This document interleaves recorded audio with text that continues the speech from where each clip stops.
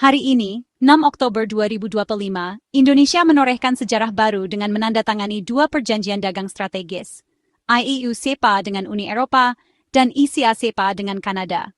Kedua perjanjian ini menjadi tonggak penting dalam perjalanan ekonomi bangsa, menandai babak baru dalam hubungan internasional Indonesia.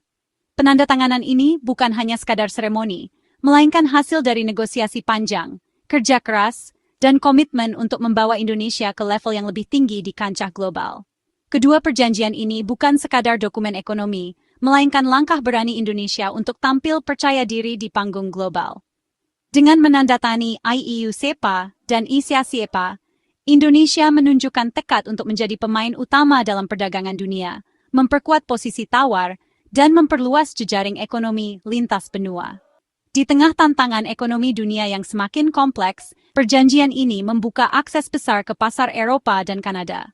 Ini adalah peluang emas untuk memperluas ekspor, memperkuat rantai pasok global, dan meningkatkan daya saing produk Indonesia di pasar internasional yang sangat kompetitif.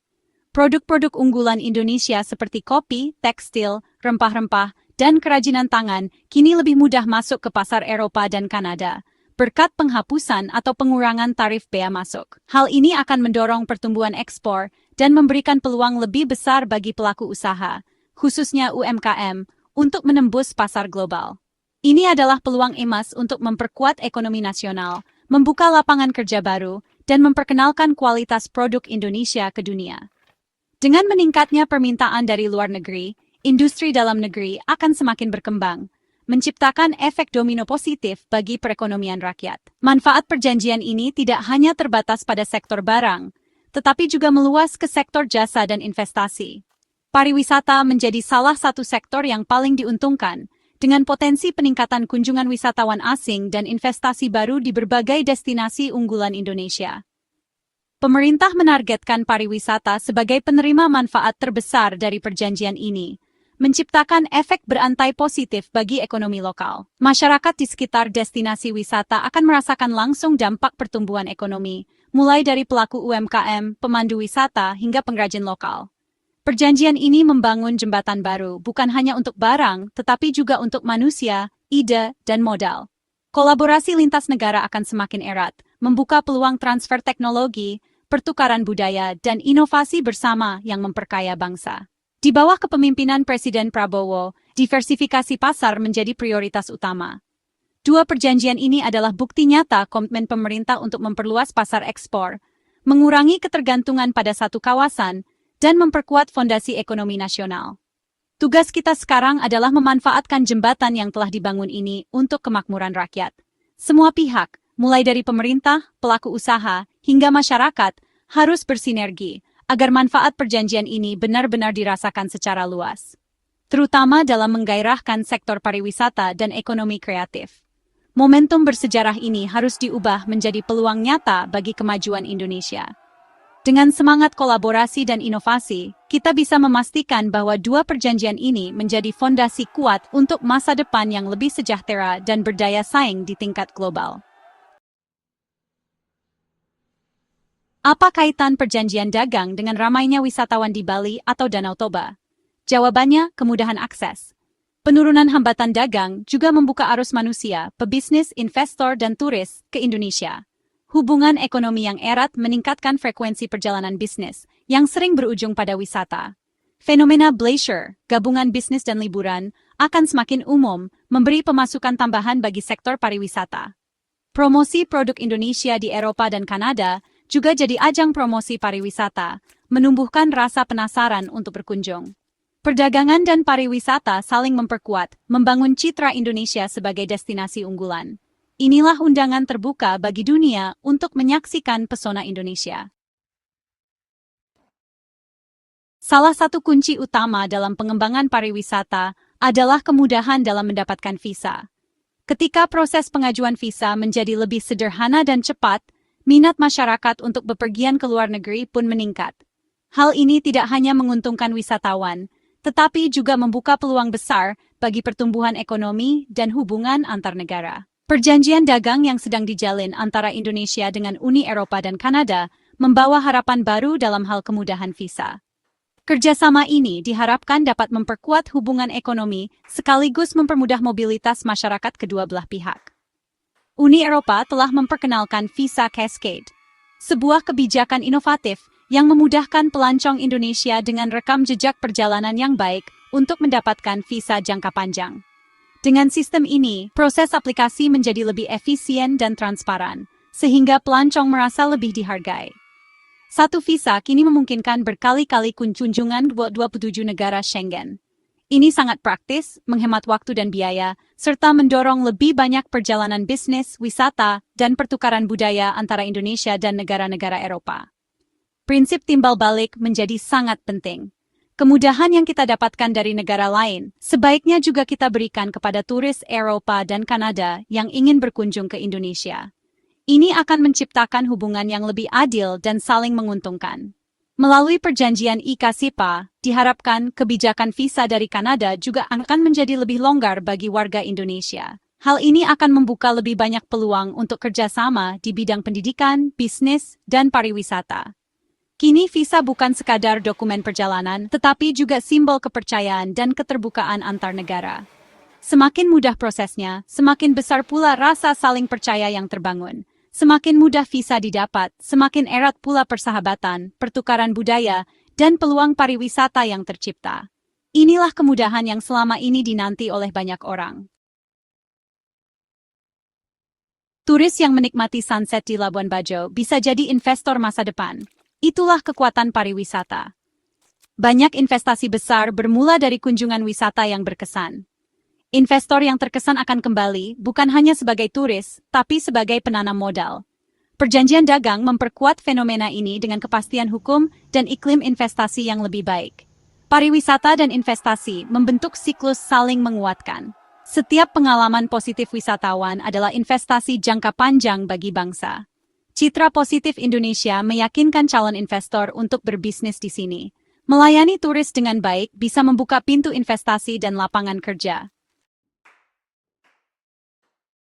Pemerintah Indonesia telah membuka pintu selebar-lebarnya melalui perjanjian dagang strategis dengan negara-negara Eropa dan Kanada. Langkah ini menjadi fondasi penting untuk memperluas jangkauan industri pariwisata nasional ke pasar internasional yang lebih luas. Namun, peluang besar ini tidak akan berarti tanpa peran aktif para pelaku usaha di sektor pariwisata. Para pengusaha biro perjalanan, manajer hotel, pemilik restoran, dan pelaku usaha lainnya adalah ujung tombak yang menjemput peluang tersebut.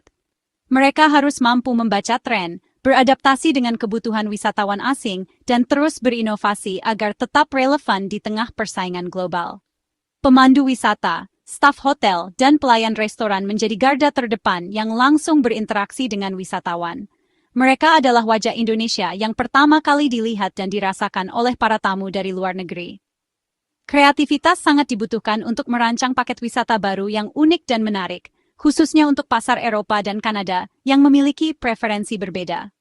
Penawaran harus disesuaikan dengan minat wisatawan, mulai dari wisata budaya, petualangan, hingga kuliner khas Indonesia. Riset pasar yang mendalam dan inovasi produk menjadi kunci utama. Pelaku usaha harus memahami data, tren, dan perilaku wisatawan agar bisa menawarkan pengalaman yang tak terlupakan. Tidak cukup hanya menjual paket wisata yang sama dari tahun ke tahun. Diperlukan ide-ide segar dan penawaran yang berbeda agar Indonesia tetap menjadi destinasi pilihan utama.